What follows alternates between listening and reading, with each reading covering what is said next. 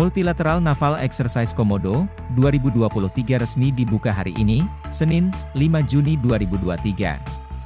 Upacara pembukaan atau opening ceremony dilaksanakan di Dermaga Pelabuhan Soekarno-Hatta, Makassar. Event internasional yang diikuti 36 negara ini dibuka langsung oleh Panglima TNI Laksamana Yudo Margono. Didampingi Kepala Staf Angkatan Laut, AL, Laksamana TNI Muhammad Ali.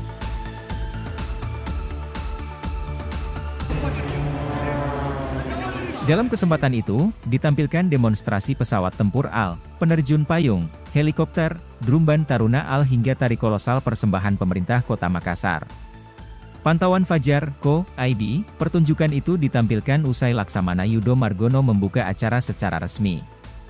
Pertunjukan dimulai dengan pesawat tempur yang melintas di atas lokasi upacara pembukaan.